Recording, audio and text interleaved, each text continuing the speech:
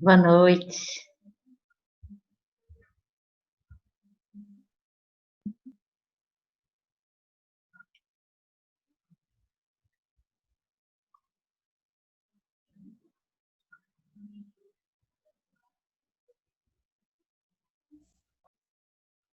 Tem mais algumas pessoas entrando.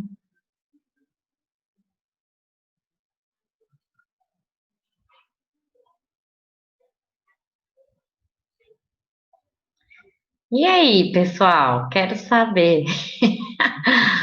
Pesquisaram alguma coisinha? Alguém chegou a alguma conclusão? Boa noite. Peraí que tem gente chegando. E aí, vocês entenderam essa professora maluca que deixa um caso doido, sem resposta?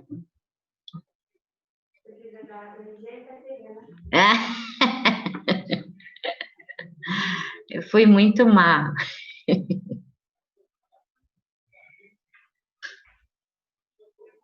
Peraí que tem gente chegando ainda.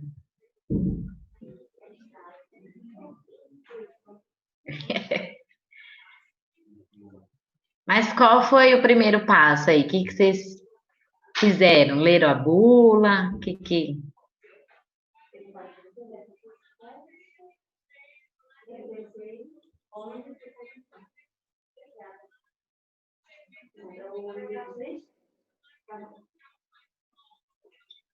Foi para a bula. E aí viu uma lista de medicamentos que pode ter interferido. É isso?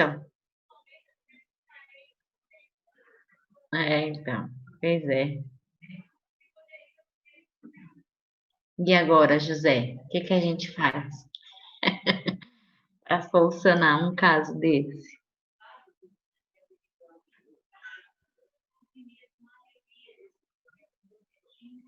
A resposta desse caso é uma palavra. É uma palavra só. Calma, calma, gente. A gente não veio para a aula para ouvir uma palavra só, mas a resposta é uma palavra só. Bom, parou de entrar gente. Deixa eu colocar aqui para gravar. Então, boa noite a todos. Já que ninguém quer me falar a palavra, vamos lá solucionar esse caso maluco. Calma aí que tem gente ainda.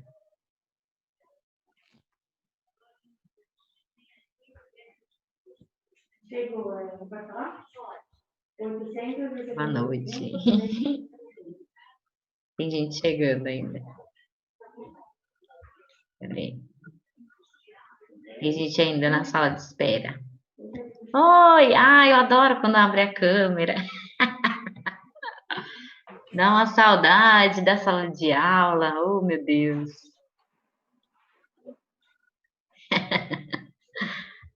Gostoso. Calma aí, gente. Tá, tem gente entrando ainda. Não dá uns 5 minutinhos, né, de tolerância.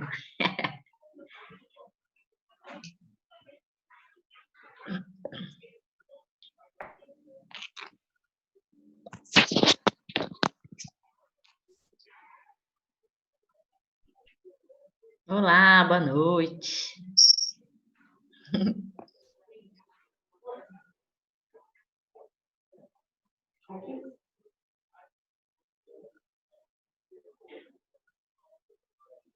Foi? Foi. Não tá entrando mais ninguém. Boa noite. E aí? Ninguém mais quer falar nada? Esse caso aqui era só para vocês pensarem, meu Deus, sou farmacêutica e agora? O que eu faço com isso? Pois é, vamos lá. Quem leu a bula, viu aí? Calma aí, gente, tá chegando gente, acredita? É os 5 minutos da tolerância. Então, quem leu a bula, viu aí um monte de medicamento, um monte de possibilidades, né? E agora, como resolver esse caso? O que eu vou falar para vocês hoje é algo que vocês devem adquirir como conhecimento, tá? Realmente é um caso que tem uma única resposta, em uma palavra, a gente vai ver lá no final. Mas antes de resolver, eita, tá chegando gente. Eu vou tirar, porque aí não fica aquele negócio aqui. Não.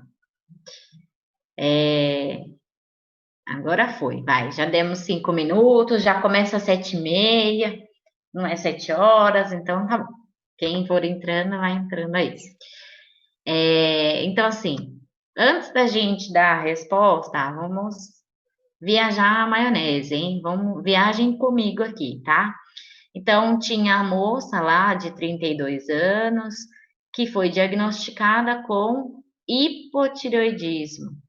E aí começou a administrar a levotiroxina, né, de 88 microgramas. Fez um monitoramento dos níveis hormonais. Então, o primeiro exame foi o do diagnóstico, né? Onde ela tinha o TSH alto, ela tinha o T4 e o T3 baixo. Aí começou a administrar a levotiroxina, começou a funcionar, né? Estava em ordem. Abaixou o TSH, aumentou T4 e T3, aí ficou uma maravilha, né? No terceiro exame também. Então, significou o quê? A dose estava correta para a condição que ela apresentava, né? Só que aí no último exame, né? Então era trimestral, primeiro mês, segundo mês, no terceiro mês já teve aí uma alteração. Começou a aumentar o TSH, baixar o T4, baixar o T3. Então, isso foi causado por algum motivo. Qual era esse o motivo? Era isso que eu queria saber. Antes da gente saber o motivo, eu queria saber TSH alto e T4, T3 baixo, o que que significa? Então, assim, antes da gente responder isso, o que a gente tem que ver é entender o hipotireoidismo. Para entender o hipotireoidismo, eu tenho que entender como funciona, né? Então, vamos entender como que funciona a nossa glândula tireoide e como que ocorre o hipotireoidismo. Então, vamos lá. A gente tem a nossa glândula tireoide, né? Que está localizada aqui no pescoço, ó, no gogó, né? O nosso gogó, que tem as nossas cordas vocais, né? Em frente à nossa laringe, tem essa glândula tireoide. A glândula tireoide, essa glândula aqui, ela que é responsável por esses hormônios. Quais hormônios? Triiodotironina e o hormônio tiroxina, que a gente chama de T3 e o tiroxina T4, tá? Então, esses hormônios aqui são responsáveis por várias. Opa, e entrar alguém? Não entrou? Bom, são responsáveis aí por várias funções metabólicas do nosso organismo, né? Então, assim, o que funções metabólicas são essas? Normalmente, são as questões de gasto e reserva de energia.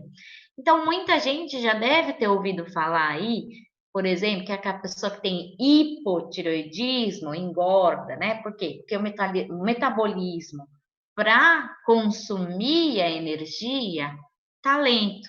E quem tem hipertireoidismo fica magro, né? Porque tá com o metabolismo acelerado. Esse metabolismo é envolvido em várias reações do nosso organismo. tá?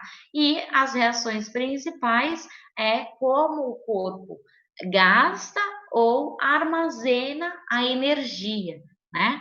Então, essa glândula é responsável por produzir esses hormônios. E ela produz por quê? A tireoide, essa glândula, né, que fica aqui no nosso pescoço, né, ela é controlada pela hipófise.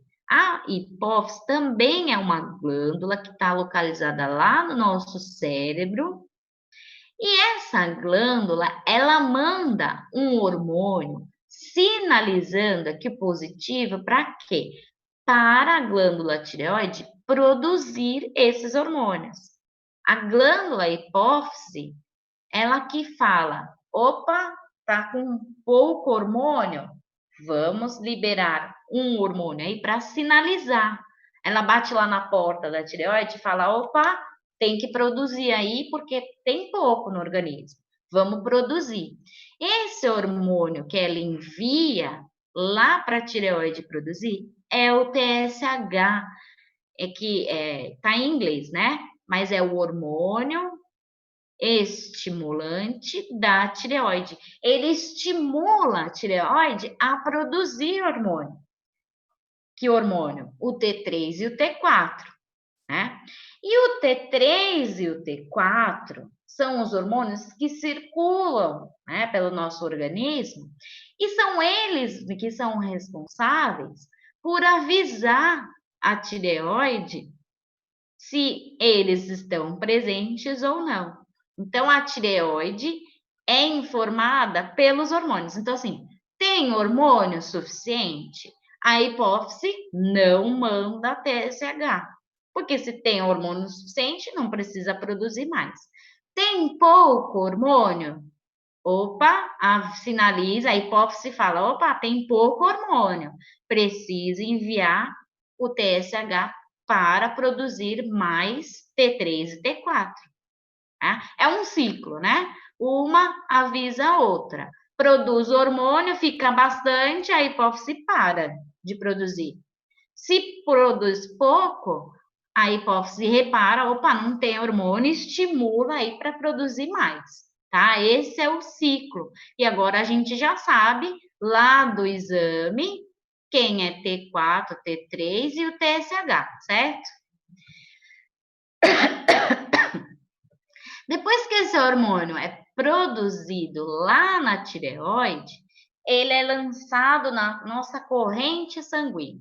Então, TSH é o hormônio que estimula a tireoide a produzir T3 e T4. Depois que eles estão produzidos, eles vão ser liberados e correr lá na corrente sanguínea para chegar nos lugares, nos locais, que locais? Nas nossas células, né? Eles vão chegar nas nossas células para ajudar no metabolismo. Então, na produção não, né? No uso ou na reserva energética, certo? Mas esse T3 e T4, eles são criancinhas, vamos pensar assim. O que eles precisam? Da mãozinha para atravessar a rua. Vou fazer uma analogia aqui. Então, quando eles estão correndo, que nem doido, pela corrente sanguínea, eles não podem ficar sozinhos, não podem atravessar a rua sozinhos. Tem que dar a mãozinha para alguém. Quem que dá a mãozinha para levar pela corrente sanguínea? É uma globulina ligadora de tiroxina, mais chamada por TBG, que vem lá do inglês, né? Então, a outra, TSH, também vem do inglês, a gente usa essas siglas, né? Então, a globulina ligadora de tiroxina, então, ela se liga, é uma proteína que se liga com a tiroxina. Se liga, dá a mãozinha, para quê? Para carregar esse T3, T4 pela corrente sanguínea. E aí, é como se fosse atravessar a rua, né? Só vai soltar a mão quando for para a célula. E aí, o T3 e o T4 vão fazer a sua função, tá? Calma. Vamos slide.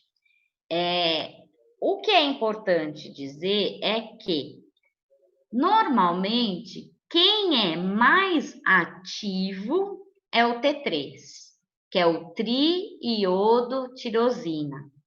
O T4, que é a tiroxina, ela também é um hormônio, mas a função dela é o quê? Se converter em T3. Então, a tiroxina, que é o T4, ela se converte em T3, tá? Lá nas células. Por quê? Porque ela se convertendo em T3, ela aumenta a atividade biológica, né, do T3. Então, assim, o T3 é quem vai informar lá para a hipófise se está precisando de mais ou de menos produção, tá? Então, normalmente, quem age é o T3. O T4 serve para ser convertido, tá? E aí, o que que acontece? Existe a produção lá na tireoide desses hormônios. Só que vem aí o TSH, bate na porta da tireoide e fala: opa, vamos produzir que está precisando. Aí ele produz. Aí o TSH vai embora. Quando o TSH vai embora, tem que parar de produzir. Mas às vezes ele foi produzindo e liberou para a corrente sanguínea o necessário. Ele continuou produzindo quando o TSH foi embora e não precisa, o TSH foi embora, não precisa mais liberar para a corrente sanguínea. O TSH que fala é para produzir e liberar, certo? A hora que o TSH vai embora, para de produzir, para de liberar. Mas sobrou alguns produzidos ali dentro. O que que acontece? Aqui a gente tem a nossa glândula tireoide e dentro das células dessa nossa glândula existem algumas células que armazenam os hormônios prontinhos, já estão prontinhos. Esse local é o coloide. O coloide, ele armazena esses hormônios prontinhos. Por quê? Porque quando o TSH aparecer na porta de novo e fala tem que produzir, ele já tem a carta na manga e fala, opa, eu vou produzir, mas eu já tenho uns para começar a liberar, né? Então, assim, muitas vezes a gente precisa desses hormônios rapidamente, principalmente quando tem uma queda brusca, uma queda brusca não, né? Uma alteração brusca hormonal. Então, às vezes, um estresse, às vezes, um problema hormonal que a pessoa apresenta e acontece uma alteração muito urgente. Então, o nosso corpo armazena esses hormônios. Na hora que o TSH aparece, ele só dá um olho, não dá nem tempo de bater na porta, a tireoide já está liberando aí na corrente sanguínea. Ela vai produzir mais, mas ela já tem aí a carta na manga, tá? Acontece que esse hormônio, assim como qualquer outra célula, né, e substâncias no nosso organismo, ele nasce, cresce, vive e morre, né? Então, o que que acontece? Esses hormônios nascem lá na tireoide, onde são produzidos. E lembrando que para a produção envolve a presença de iodo, né? Por isso que cadê? Triiodotironina. Precisa do iodo, tá? Isso é importante a gente falar, mas mais para frente a gente vai voltar nisso. Então, assim, na verdade era agora mesmo, mas tudo bem. Então, assim, eu tenho o iodo lá na tireoide, ele ajuda a produzir esses hormônios, né? Então, eles nasceram. Aí, eles foram produzidos, desenvolvidos, cresceram. Aí, eles vivem o quê? Circulando entrando nas células e fazendo a sua função. Depois que ele fez a sua função, ele morre, né? Fez sua função, ele é eliminado. Mas, para ser eliminado, eu não sei se vocês já tiveram farmacocinética, mas na cinética tem todo o processo de absorção, distribuição, metabolização e excreção. A metabolização, o que que é? É a transformação química dessa substância a fim de ser eliminada. Então, eu tenho aqui, olha, pessoal, não é o certo, tá? Eu só vou colocar aqui porque eu acho muito lindo esses anéis aromáticos, da química, né? Então, a gente tem aqui um anel aromático. Triodo, sei lá, não sei onde que é, mas eu vou colocar aqui 3 iodos, né? Triiodo, tironina. Tem uma estrutura química aqui, sei lá, vamos colocar um metil para ficar bonitinho. Ai, que lindo. Pronto. Então, eu tenho lá triiodotironina. Gente, isso daqui não é tironina, tá? Eu só tô desenhando aqui para vocês visualizarem isso. O que que acontece na metabolização? A metabolização, ela é uma transformação química a fim dessa substância ser eliminada. E o que que acontece na metabolização desse hormônio? Uma desiodação. Desiodação, o que que ele faz? Tira os iodos. Desiodação. Então, metabolizou, agora tenho aqui, sei lá, um anel benzênico, né? Um anel aromático com CH3. Não tem nada a ver, né? Esse daqui é um B, sei lá. Mas tudo bem. Tirou os iodos. O que que aconteceu? Uma reação química que é a metabolização. Metabolização é transformar quimicamente. Então, desiodou lá, fez o processo de desiodação, tirou lá os iodos. Para quê? Agora, essa substância aqui, ela vai ser, cadê? Aqui. Ela vai aumentar a solubilidade. O que que isso significa? Aqui não era tão solúvel assim, a fim de ser filtrado lá pelos rins. Agora, essa substância sem os iodos, ela aumenta a sua solubilidade. Aumentou a solubilidade, vai facilitar o quê? Sua excreção, que pode ser pelas fezes, pela urina, tá? Então, a metabolização é a transformação química para poder haver a excreção. Isso acontece com os medicamentos, por isso que eu falei da farmacocinética. Na cinética, é o movimento do fármaco, né, no corpo. Então, ele é absorvido, ele cai na corrente sanguínea, é distribuído, ele é metabolizado, o que que é? O fígado vai lá, joga as substâncias que metabolizam, ou seja, promovem reações químicas que vão modificar essas propriedades químicas, no caso aqui, a solubilidade, e ele vai ser eliminado, excretado, tá? Então, essa é a vida dos nossos hormônios tireoidianos, certo? E aí, o que que significa você ter uma condição de hipotireoidismo? Significa que você tem pouco hormônio. Hipo é baixo.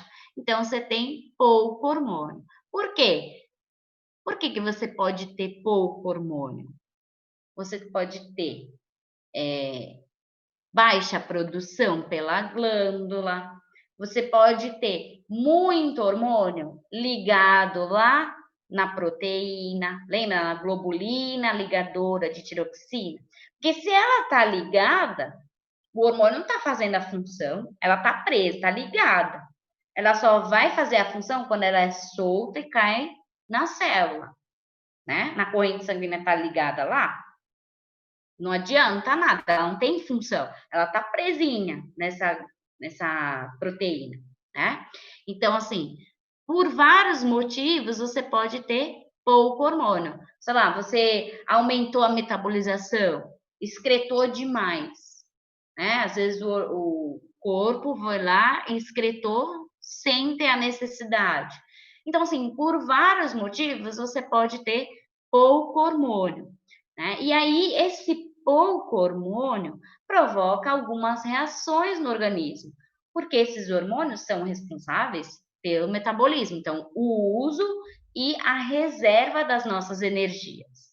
Se eu tenho pouco hormônio que me ajuda nas minhas energias, o que eu vou apresentar? Cansaço, né? Não tenho energia o suficiente, não o hormônio não ajuda na energia. Se eu tenho pouco hormônio, fico cansado, com depressão mental, pode ocorrer sensações de frio, porque não consegue fazer o equilíbrio térmico, pode ter ganho ou perca de peso, a pele e os cabelos o cabelo pode cair, né? Às vezes cai muito o cabelo. Por que que cai o cabelo? Porque o nosso fio, olha isso, o fio de cabelo, eles têm células muito ativas, eles gastam muita energia para fazer o cabelo crescer. Vou até falar um adendo aqui, né? Por isso que quando a pessoa faz quimioterapia, cai o cabelo, o que que tem a ver? Porque as células daqui, todas as células, né, são atacadas, só que aqui tem uma concentração de células muito produtivas, né? E quando a gente destrói algumas delas, já não consegue produzir mais, né? As outras nossas células, elas são ativas, mas nem tão, né? Elas são super proliferativas aqui. Então, o que que acontece no hipotiroidismo? Se tem pouco hormônio, o nosso corpo é esperto. Ele fala: opa, eu tenho pouco. Eu não posso gastar assim à toa só para crescer o cabelo. Eu vou gastar nas funções vitais. Então começa a cair o cabelo. Né? Que mais? Constipação, hormônios que mexem lá com a menstruação. Então, vários sintomas podem estar envolvidos com o hipotiroidismo. Mas algumas pessoas, elas podem nem apresentar sintomas, né? Tem pessoas que não apresentam qualquer tipo de sintomas, então às vezes fica difícil de diagnosticar. E aí é que vem o exame de sangue. Esse é o exame que a nossa paciente fez. Ela tinha lá T4 e TSH. Agora vocês podem entender o porquê que TSH no hipotiroidismo está alto. Por que que está alto? Se tem pouco T3 e T4, o que que a hipófise fala? Opa, tem pouco hormônio, vou lá bater na porta da glândula da tireoide para produzir. Então o TSH tá que nem maluco lá, batendo na porta, desesperado. Então tem muito TSH, por isso que ele é alto no hipotiroidismo, né? Normalmente ele não é alto, mas no hipo ele é alto, porque ele fica que nem doido avisando, produz, produz. Tem pouco, ó, tem pouco T3, T4. Por isso agora a gente entendeu o exame, né? Então, no exame de sangue a gente consegue fazer um diagnóstico muito melhor, né, do que pelos sintomas, né? Esses sintomas aí podem ser de outras coisas, outras causas. Às vezes cai o cabelo, a pessoa, ai meu Deus, tô com hipotireoidismo. Ah, pode ser falta de vitamina, às vezes não tá se alimentando direito, aí tá engordando, ai, tô com hipotireoidismo, meu metabolismo não tá funcionando, tá caindo cabelo. Você tá comendo besteira, não tá, tá armazenando a gordura errada, não tá tendo vitaminas o suficiente. Então, assim, né? Não vai bitolar e falar, ai meu Deus, estou com hipotireoidismo. Então, assim, precisa verificar caso fazer os exames, tá? Às vezes só os sintomas não são suficientes. Algumas causas aí Vou relacionar uma das causas à diabetes. Todo mundo aqui, né, a gente estudou diabetes, ó, o diabetes no primeiro semestre, lembra? Aquele enorme, tinha lá insulina e tal. A diabetes do tipo 1 é um problema lá que a pessoa pode apresentar, porque o organismo não reconhece as células beta lá do pâncreas e destrói, né? Cria anticorpo para destruir, aí as células beta não produzem insulina, certo? Essa é a diabetes do tipo 1, pode ser uma das causas, né? Na tireoide pode acontecer a mesma coisa. O nosso corpo não reconhece a glândula tireoide e começa a produzir anticorpo para destruir algumas células lá da nossa glândula. Essa doença é chamada de Hashimoto. Doença de Hashimoto é quando o nosso corpo cria anticorpos e danifica aí as células produtoras dos hormônios T3 e T4. Então, se ela tem células danificadas, ela não consegue produzir o suficiente de hormônio, fica com hipotireoidismo. Aí também tem a ver se alguma pessoa faz um tratamento muito prolongado com iodo radioativo. O iodo radioativo pode alterar aquele iodo lá. Lembra que eu falei na glândula tem o iodo para ajudar a produzir o triiodotironina, que é o T3. Então, assim, se tiver alguma alteração nesse iodo, pode abaixar a produção, porque aí não consegue fazer a ligação química correta, né? O radioativo aí tem a ver com isótopos. Ai, gente, a professora aqui adora química, tá? Vocês lembram dos isótopos? Isótopos é quando tem o mesmo número de prótons. Iodo é 53. Ó, até lembro. O iodo é 53. Sei lá, agora a massa eu não vou lembrar, tá? Vamos fazer aqui, sei lá, 109 é a massa atômica e tem o 151, que é o isótopo. Isótopo é quando tem o mesmo número de prótons e massas diferentes. Esses isótopos aqui são criados em laboratório para promover aí um benefício, né? Tem aqueles exames de imagem, né? Quando a gente toma o contraste, às vezes tem isótopos ativos, não faz mal. Mas se ela faz um tratamento muito longo com esse iodo radioativo, pode prejudicar na produção do triiodotironina, tá? Com um iodo correto. Alguma cirurgia da tireoide pode danificar algumas células, né? A hipófise é quem avisa, né? Ela que manda lá o TSH. São muito raras pessoas que não enviam esse hormônio para a produção, porque a tireoide, ela é ótima, ela sai produzindo, né? Aumenta o metabolismo, todo mundo fica feliz. Mas ela só funciona se o TSH bate na porta. Se ele não bate na porta, ela não produz. Ela fica quietinha lá. É muito difícil você ter baixo hormônio por conta da hipófise, tá? É raro, não é impossível, tá? Mas aí o nosso exame de sangue também estaria com baixo T3 e T4 e baixo TSH, porque aí não ia ter o TSH para empurrar lá, bater na porta e falar para produzir, tá? Mas é bem raro. E também pode ser congênito, né? Então, tem pessoas que já têm problema desde o nascimento com o hipotiroidismo, tá? O hipotiroidismo não tratado, ele pode prejudicar o nosso desempenho, tanto físico, porque não tem energia, né? E essa energia nas nossas células pode deixar o nosso cérebro deficiente, né? Então, o desempenho, às vezes a criança nasceu com hipotiroidismo, nasceu não, né? Desenvolveu lá o hipotiroidismo e aí não tem um diagnóstico, porque não repara, às vezes está a criança está emagrecendo, criança é magrinha, sai correndo, não sei, não reparou, né? Aí às vezes vai na fase de desenvolvimento da criança, não consegue, né, se desenvolver, porque aí tem os problemas hormonais, tá?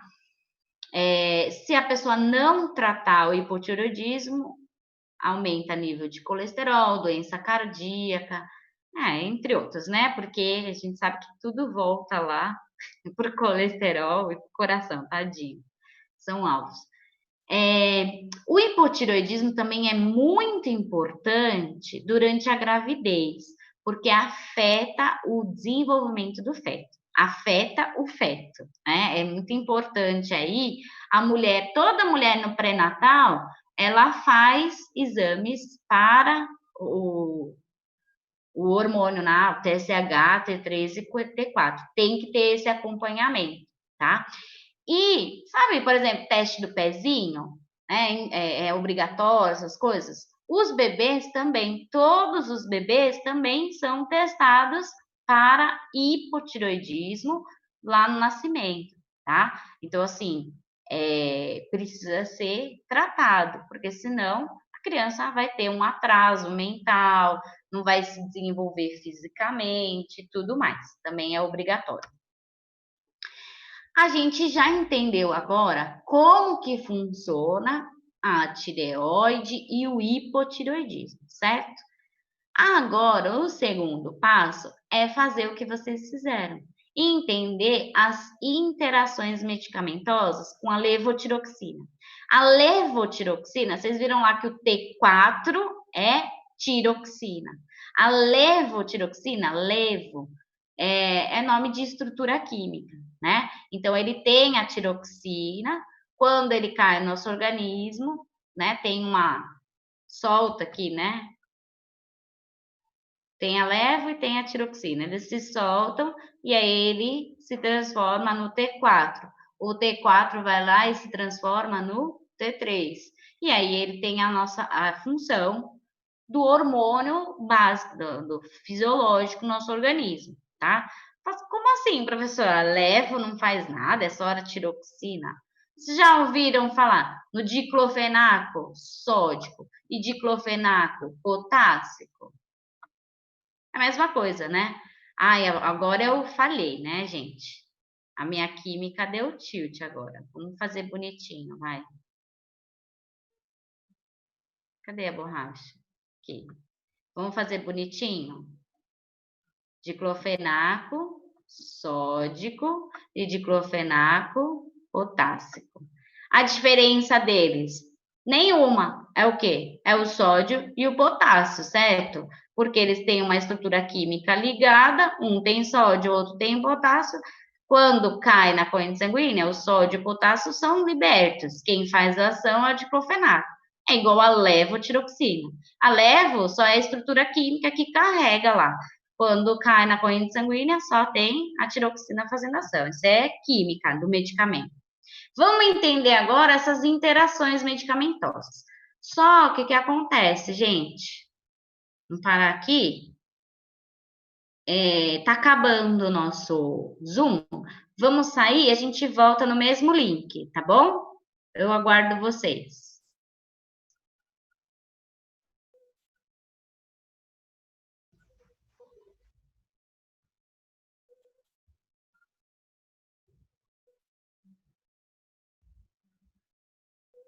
Vamos esperar que tem umas pessoas chegando ainda. Vamos lá.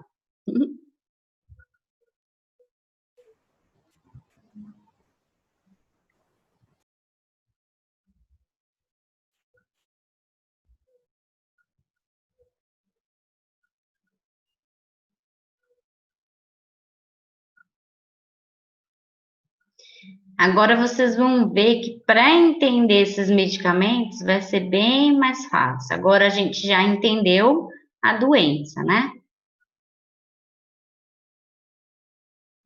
Bom, acho que parou de entrar. Vamos lá. Bom, vamos voltar lá na nossa tela. Opa, tá chegando gente.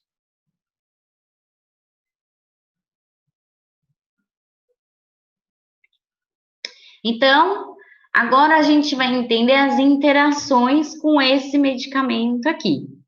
Então, vamos lá.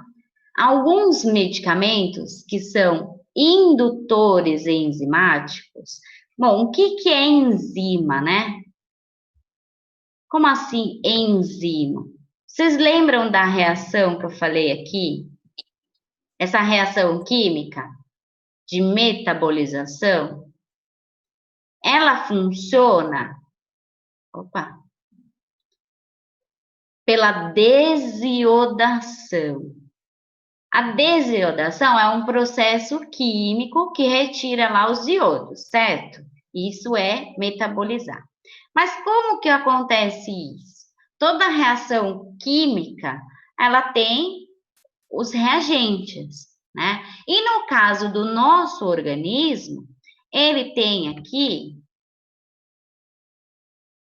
as enzimas.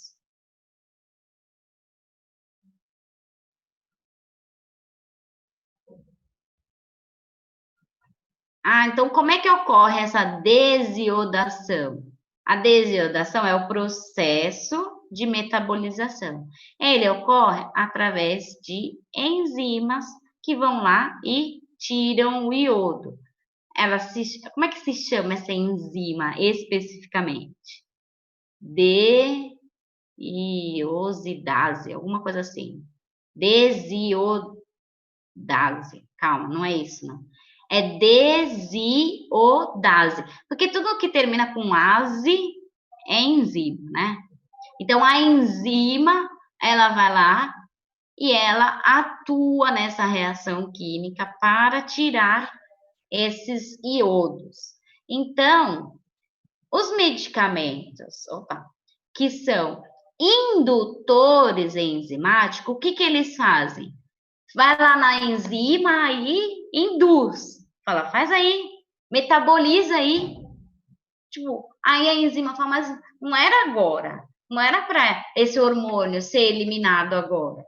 Mas ele está sendo induzido. Olha a relação que eu estou fazendo. Mas é isso, o indutor enzimático fala para a enzima, vai lá, atua aí. Se ela atua, o que vai acontecer com o nosso hormônio? Vai perder os iodos, vai ficar solúvel, vai ser eliminado. Cadê os hormônios que estavam ali? Não estão mais. Então, esses medicamentos indutores enzimáticos aumentam o metabolismo dos hormônios tireoidianos. E aí, alguns medicamentos como rifampicina, que é antibiótico, carbamazepina, fenitoína, são medicamentos antipiléticos, né? E aí, anticonvulsivantes, perdão. Errei, é anticonvulsivante. Então, se de repente essa paciente, ela descobriu o hipotireoidismo, e de repente ela foi lá e teve uma convulsão durante esses 3 meses, passou no médico, o médico, opa, é melhor você tomar um anticonvulsivante, e aí começou a alterar o hormônio dela. Opa, peraí, que não tem. Ai, peraí. Deu uma travada aqui. Pronto. Amiodarona. Para que serve a amiodarona? É para pressão arterial, tá? Então, para melhorar aí a pressão arterial. Esse medicamento, ele inibe a conversão lá da levotiroxina, que é o nosso T4. Lembra que tem o T3, que é o triiodotirosina, e o T4, que é a tiroxina. Quando a gente administra levotiroxina, a gente está administrando o quê? T4. Lembra que o T4 vira T3? Se converte em T3? Porque o T3, que é o... ia falar uma palavra, que é o fodão, né? O T3 é que vai lá e avisa a hipófise, que chega lá e queima as gorduras, ele é que mexe no metabolismo. Então, quando a gente administra o medicamento T4, ele tem que se converter em T3 para ter ação. A amiodarona inibe essa conversão. Então, eu vou ter o quê? T4. Se eu só tenho T4, eu reduzo a concentração de T3. O T3 não é aquele que vai lá na hipófise e avisa. Ó, não precisa mandar o TSH lá, que eu tô aqui. O T3 avisa, ó, tô aqui, não precisa produzir mais. Se não tem, se reduz T3, aumenta TSH. Então, a amiodarona, ela pode causar um transtorno aí no resultado do nosso exame, né? Além de diminuir a eficácia do medicamento. Alguns glicocorticoides, corticoides, são anti-inflamatórios, antialérgicos, mas eles são porreta, né? Que eles têm não sei se vocês já viram o mecanismo de ação dele, que é nuclear, né? Ele não é diclofenaco. Diclofenaco é fichinha perto do corticoide, né? Ele é um anti-inflamatório que vai lá no núcleo e fala, muda tudo, né? Então, a gente tem alguns. Propiltirosil também é para pressão arterial, assim como os beta-simpatolíticos, também é para pressão arterial. O beta-simpaticolítico é o propranolol, né? Então, alguns desses medicamentos também fazem o mesmo que a amiodarona.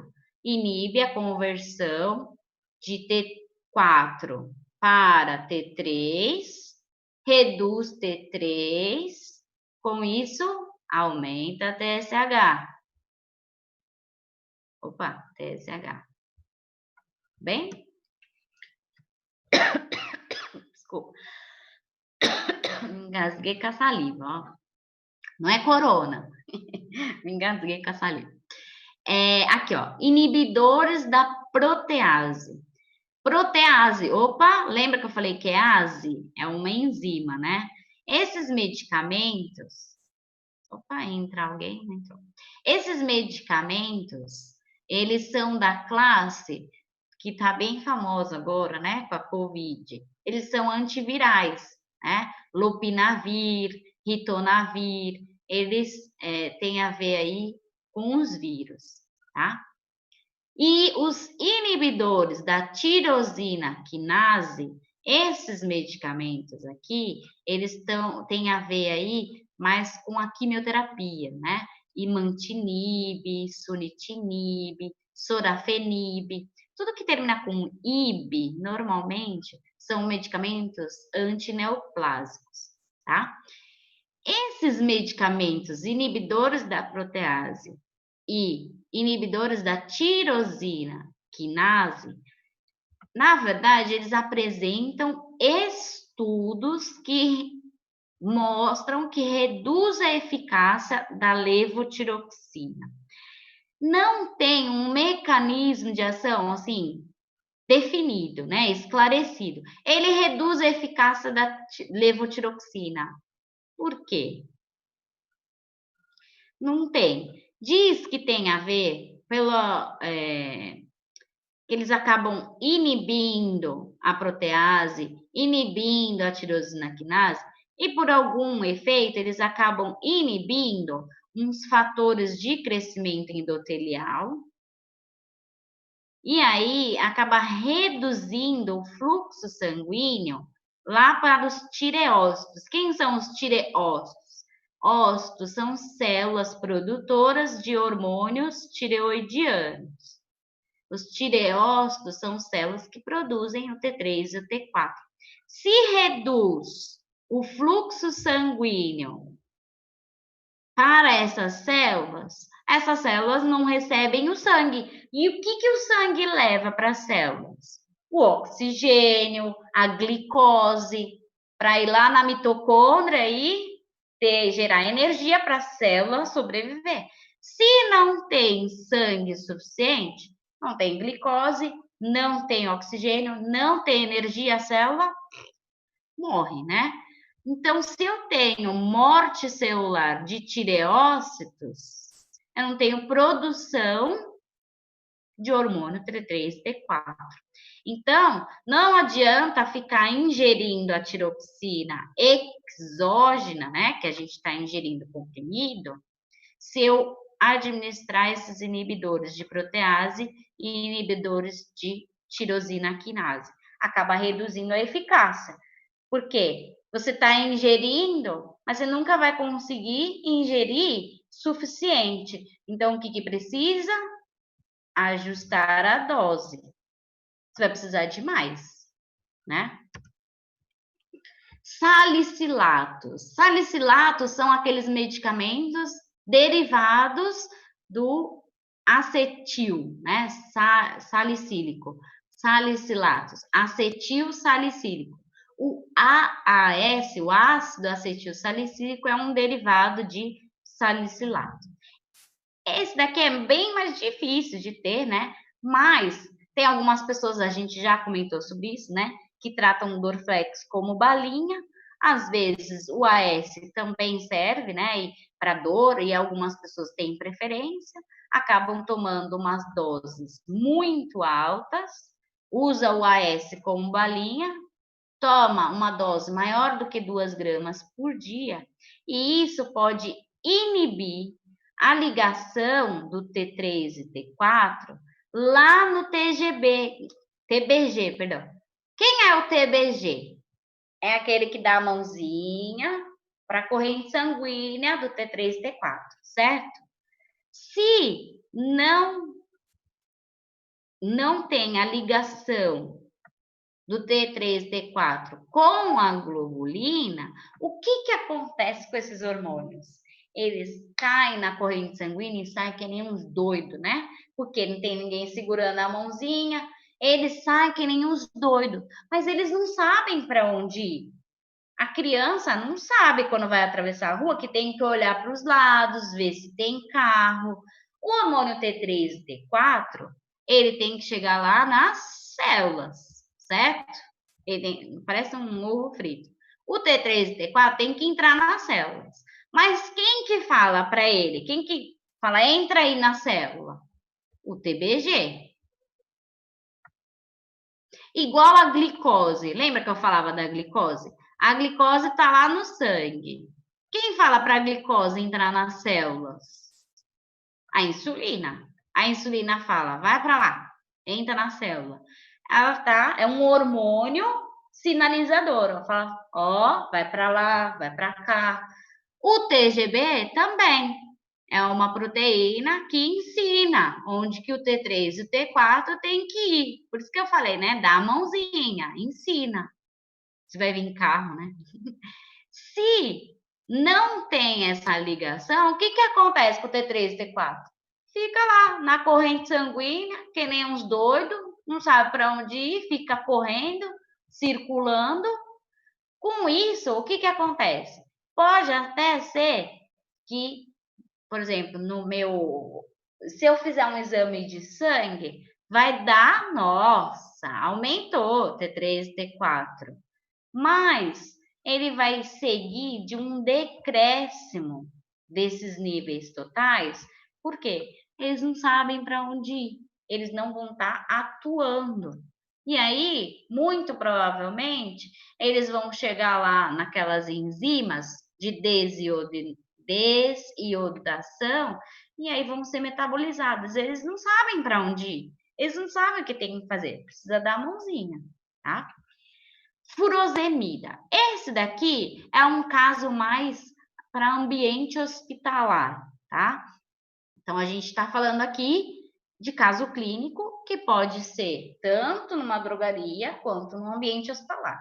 Aqui, nesse caso, é mais para um ambiente hospitalar, onde a dose tem que ser alta de furosemida, ou seja, maior que 80 miligramas por dia e por via intravenosa. Isso é mais difícil de ocorrer nas drogarias, né?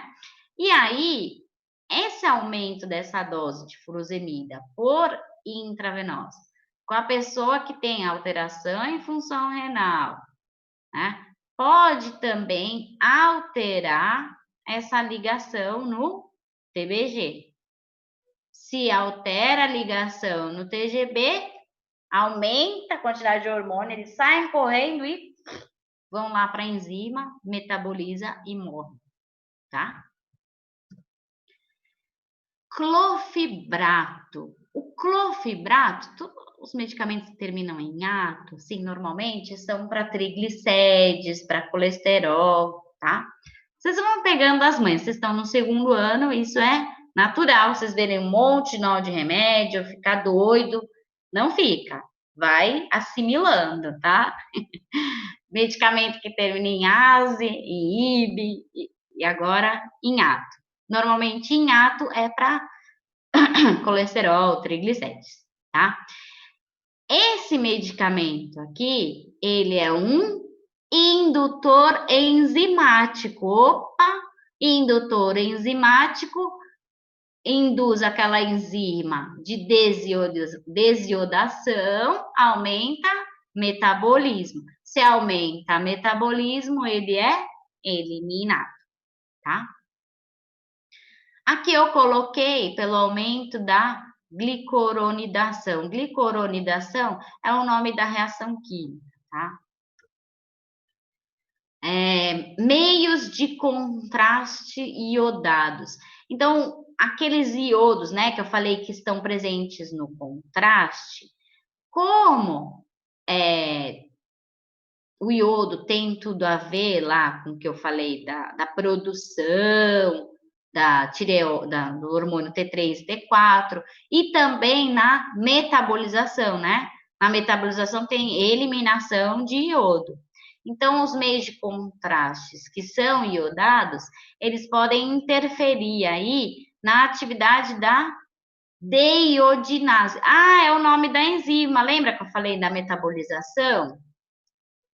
Tem a estrutura química com os iodos, metaboliza através de enzima. Qual é o nome da enzima? Aqui, ó. Deiodinase é o nome da enzima, que tira os iodos, tá? Então, esses meios de contrastes iodados podem interferir aí nessa metabolização, tá? E aí pode acontecer o quê? Liberação de iodo, e aí vai ser essa liberação de iodo vai reduzir aí a secreção, ou seja, a produção de hormônios tireoidianos. Resinas de troca iônica. Então, é uma classe de medicamentos, como colestiramina, cevelamero, não sei, sulfato cálcico, sais de sódio. Esses medicamentos aqui, eles podem reduzir a absorção da levotiroxina, iguais a vários outros, ó. Sequestrantes de ácido biliar. Sequestrantes de ácido biliar, a gente falou, o colesevelam na aula passada, que servia lá para diabetes. Lembra que era um daquelas listinhas de vários medicamentos? Então, o colesevelam também reduz a absorção. Medicamentos para o trato gastrointestinal, sucralfato, antiácido, carbonato de cálcio, reduz a absorção. Alimentos, reduz a absorção. Aqui, todos esses medicamentos aqui, a gente pode solucionar de uma forma muito simples. Administrar longe da levotiroxina. Por que reduz a absorção, gente? Ó, administrar longe da levotiroxina. Administrar longe da levotiroxina. Administrar em jejum, que a gente fala, né? Então, assim, esses medicamentos aqui reduzem a absorção, principalmente por conta da interação química. Então, aqui, eu tenho lá o meu estômago, né? Vamos ver aqui o meu estômaguinho. Então, um estômago aqui, né? Então, é que eu vou fazer meu piloro. Esse estômago esquisito aqui, um estômago. E aí, quando eu tomo um medicamento, ele vai ser dissolvido aqui no meu estômago, ou ele vai lá para o intestino, né? Ele vai ser dissolvido e vai fazer o quê? vai entrar nas paredes. Aqui, ó. Por que entrar na parede? Para cair na corrente sanguínea. Nas veias e artérias, vai cair na corrente sanguínea meu medicamento, para ser distribuído pelo corpo. Isso daqui é a absorção, né? Então, pode ser no estômago, no intestino, eu vou absorver esse comprimido. Acontece quando eu tomo mais de um, eu tenho mais de uma substância aqui. Aqui elas podem reagir quimicamente, ou no intestino, né? Podem reagir quimicamente. Então, sei lá, eu vou colocar meu ovo frito aqui, que eu gosto do anel aromático, tá? E esse daqui é o levotiroxina, sei lá, vou colocar um metil, pronto. E esse daqui é o outro comprimido. Esse é um comprimido, opa, esse é outro comprimido. Aí, o que que acontece? Quando eles são tomados juntos, pode ocorrer uma reação química entre eles, e isso pode formar uma outra substância. Sei lá, aqui tem 6 carbonos, então pode destruir esses 6 carbonos, abrir aquele anel em 3 carbonos e 3 carbonos. E agora? Eu tinha que ter uma característica química dessa para cair lá na corrente sanguínea e fazer o efeito. Agora, eu não tenho mais essa característica química, ele quebrou, ele se transformou em outra coisa. Ele pode até cair na corrente sanguínea, mas não vai fazer o mesmo efeito. Ele pode ser eliminado, vai passar pelo estômago, intestino, eliminado. Essas moléculas não tem nada a ver com a molécula original.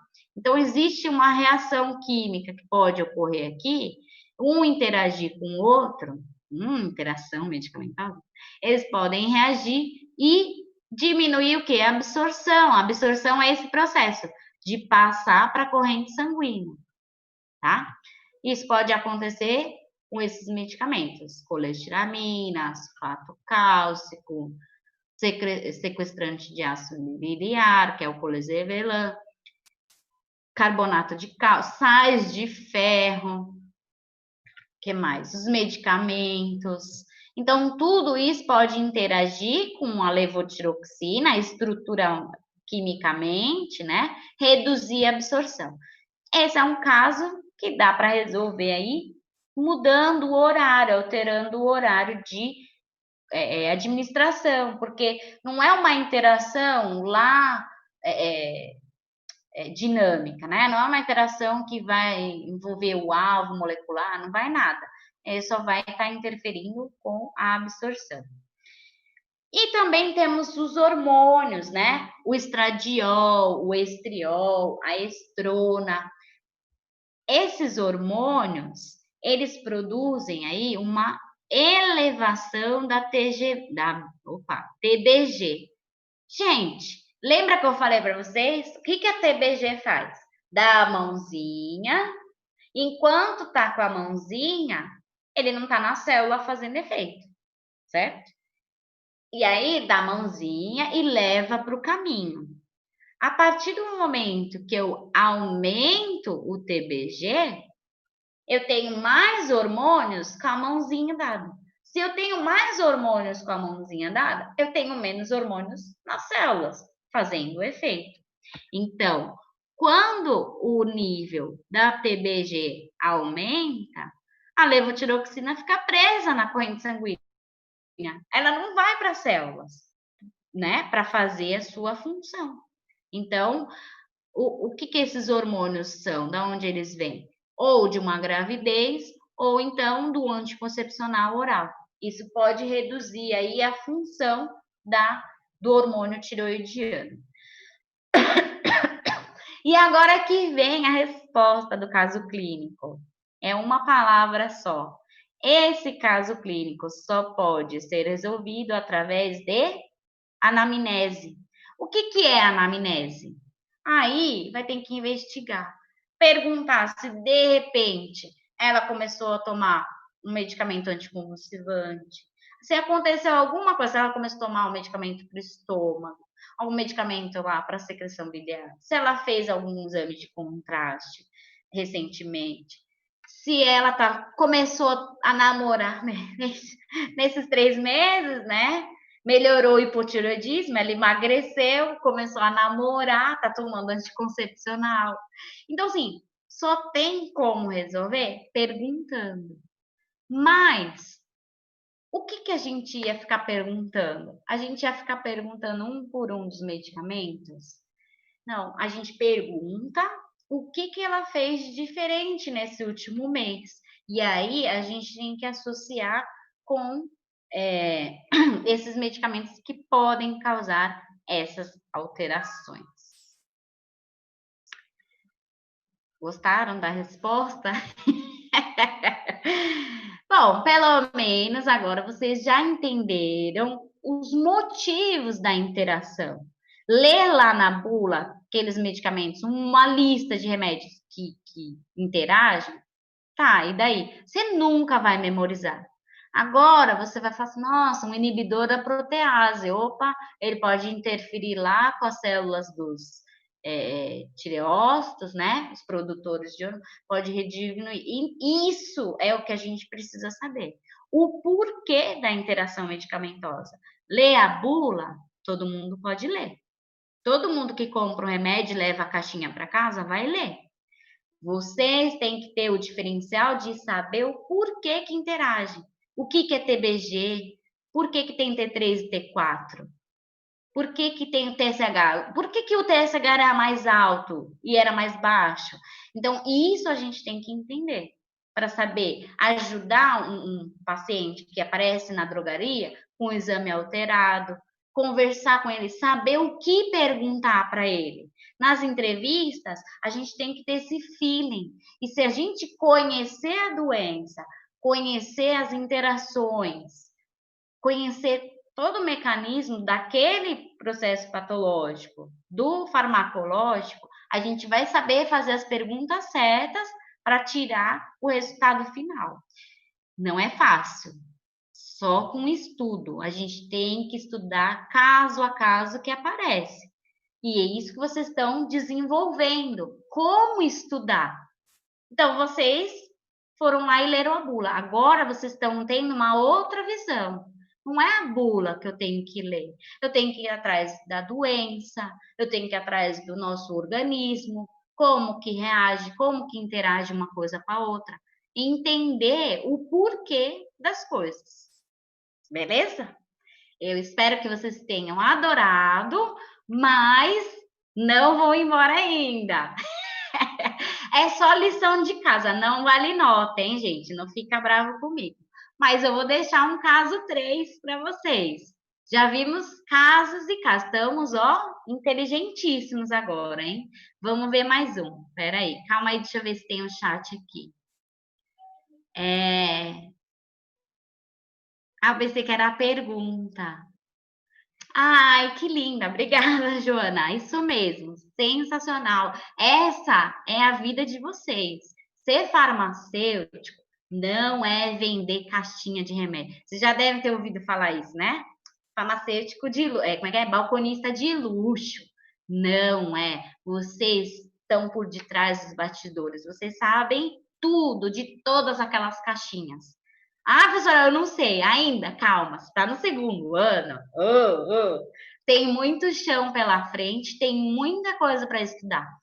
E saber tudo de todos é impossível, né? A gente não tem aqui o Google, a gente não tem aqui um livro aberto. A gente tem que saber o quê? Pesquisar. E é isso que eu estou querendo desenvolver em vocês.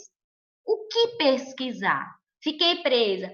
Mas não tem problema. Vocês estão no segundo ano e não tem ainda, né, o feeling. Mas é isso que eu quero despertar em vocês, esse feeling, tá? Para vocês saberem como pesquisar. Agora, deixa eu pôr o caso 3, né? Peraí. Deixa eu pegar meu caso 3. Esse daqui eu prometo que vai ser mais... Ai, peraí que eu apertei o botão errado. Voltei. Apertei o botão errado. Eu prometo para vocês que esse daqui vai ter uma direção mais clara aí para vocês, tá? Vamos lá, deixa eu compartilhar aqui minha tela. Eu já me perdi toda. Caso 3, tá aqui. Nesse caso 3,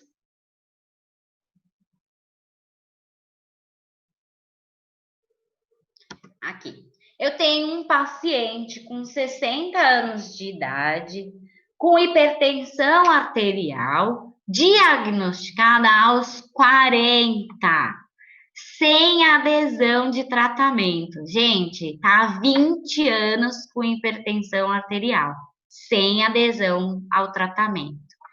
Depois de uma discussão clínica, ele foi encaminhado para você. Foi encaminhado para o acompanhamento farmacêutico e nutricional. No exame físico dele, o peso 117, altura 1,70 m, pressão, óbvio, né? 17 por 9,5, frequência cardíaca 68 batimentos por minuto. Olha os exames do colega. Creatinina, 1,9, vai olhando aí as referências. Ureia, 98, proteinúria, 1,2 por 24 horas, glicemia, 98, até tranquilo, né? Colesterol, 243, HDL, 49, LDL, 164. Fala assim, poxa, professora, nossa, o HDL tá bom, né? Não, tem que ser maior que 60. O HDL é o bom, né? O colesterol bom, tem que ter mais. O outro, que é o ruim, que tem que ter menos. Triglicerídeos, 152. E aí, com base nessas informações, eu queria que... Agora tá mais orientado esse caso, tá melhor. Queria saber de vocês. Quais são os problemas de saúde apresentados pelo paciente? Dá uma explicadinha aí. Não é só o que ele falou da hipertensão, né? É pelos exames. Esse paciente foi encaminhado para você. O que você orientaria esse paciente? Meu Deus do céu. Vamos lá. Quais são as consequências desse paciente por manter essa pressão e esse colesterol alto? E eu queria saber de vocês o que são interferentes analíticos e se alguma interferência analítica pode ter ocorrido nesse caso.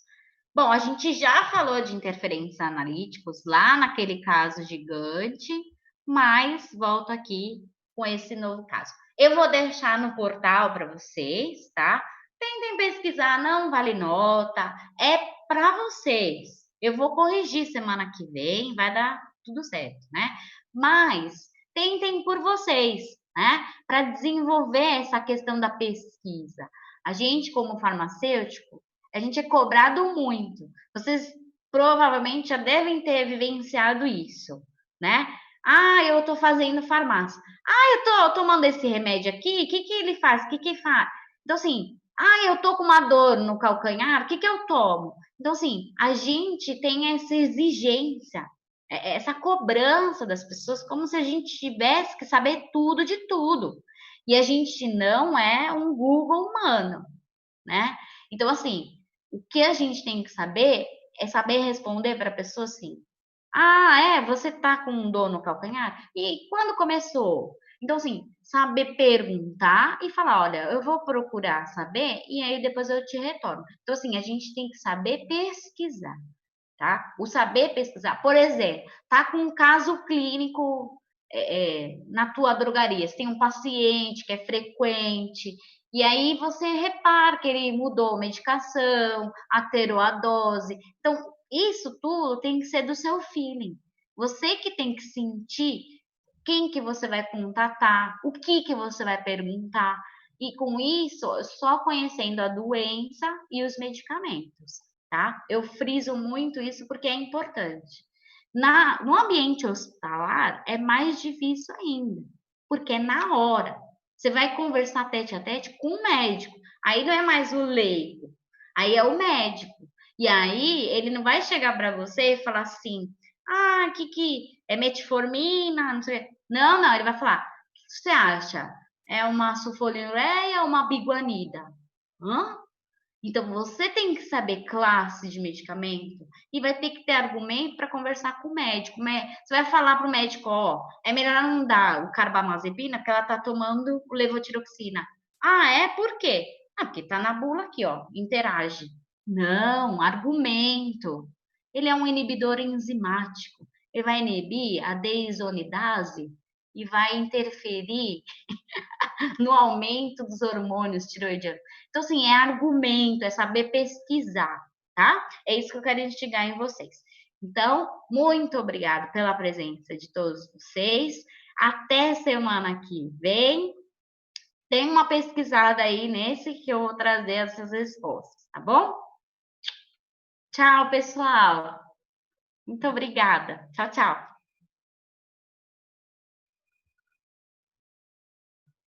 Obrigada.